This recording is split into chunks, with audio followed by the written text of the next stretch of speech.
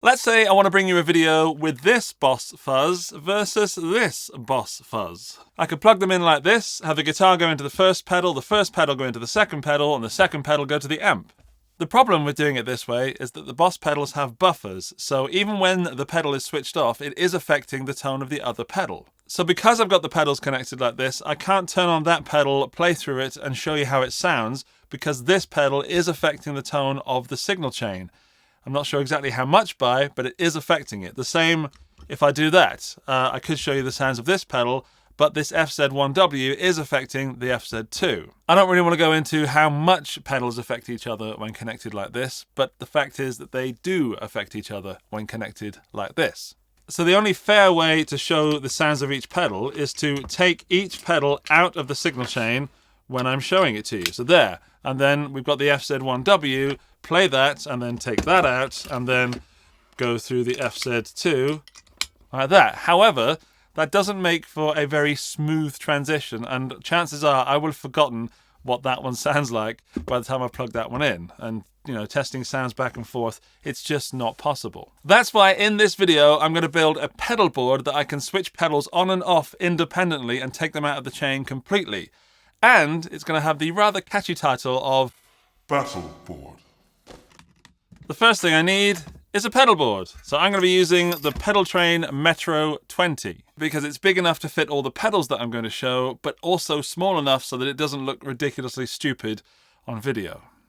This is the power supply I've chosen. It's a battery-powered, rechargeable power supply with all these 9-volt outs, plus a 12-volt, plus a switchable 18 or 24-volt out. This thing is awesome. There are links to it in the video description, as are links to all the things I'll be using in this video in case you see something that tickles your fancy. I use this at all the trade shows I go to so I can shoot on a trade show floor with pedals without having to worry about finding some place to plug in my power supply. So that's going to go underneath the board in the middle.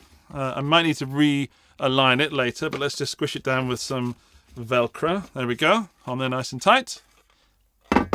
Now, as I said at the top of the video, I can't just put the pedals on the board, plug them in series, and demo them that way. I need one of these, a pedal switcher. This is the one I bought. It's the One Control Iguana Tail Loop 2. It's got 5 loops, it's built really, really well, and it's nice and small. It should do the job, and it only cost around 150 euros. This is going to go on the first rail of the board, like that, giving me all the space for the pedals along these 2 rails. The next thing I need is cables.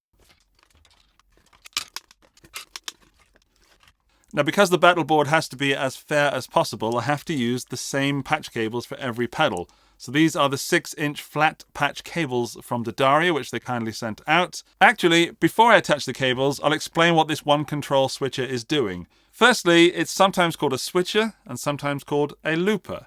I'm not going to use the term looper because for me, looper is something that you can record into and instantly play back and jam over. So that's a looper for me. This is a pedal switcher. I want you to ignore the 9-volt DC inputs and DC outputs. Let's just look at the jack sockets. So guitar goes in here and goes out here of the output. Everything else between is a loop, like an effects send and return to put pedals in. So S1 goes to the input of a pedal, and R1 comes from the pedal back into this switcher. I definitely want to get this switcher as much in the middle as I can, but more importantly is where it is vertically on the board.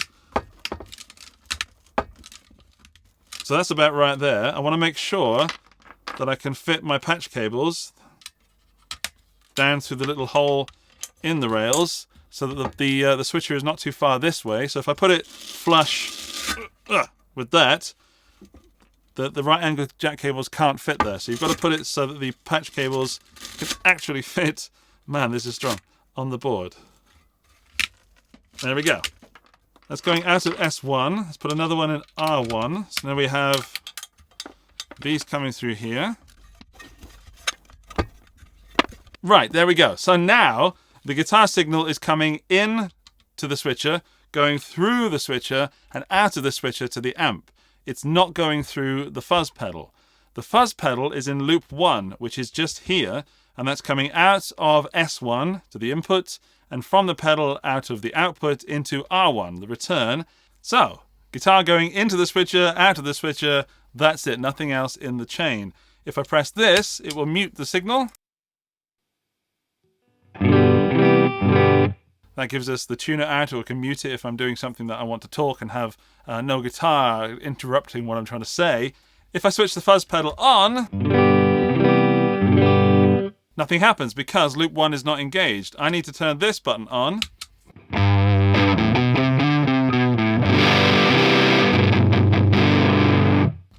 That'll engage that pedal. So anything in loop 1 will be engaged when I press this button. Now if I was running this as a live board, I could have a number of pedals in loop 1, and when I switch the button on loop 1, it would turn all loop 1 pedals on, depending on their on and off status on the actual pedal, of course, a bit like a multi-effect system. But the way I'm going to run this is to have one pedal in each loop, so therefore I can have the signal coming into the switcher, and then out to whichever loop is selected, so loop 1 now, for example, and then out of the output. That means if I put another pedal on the board in loop 2,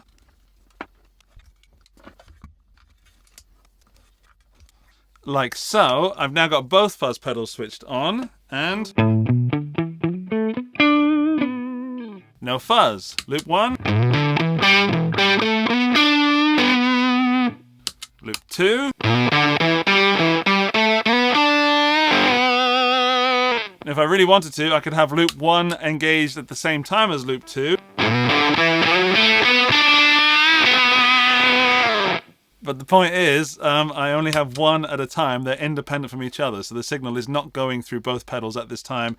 And doing that, you can switch between the two. This model of pedal switcher has 5 loops, so I can do up to 5 different pedals, all independent from one another. Hopefully that means you can see the videos I make with this board are going to be equal and fair and possibly scientifically accurate, or at least as accurate as I can be with the medium of video and me. So that means I can now add up to 5 pedals to my board and compare each one without any pedal affecting anything else. So I can turn them on and off just like that.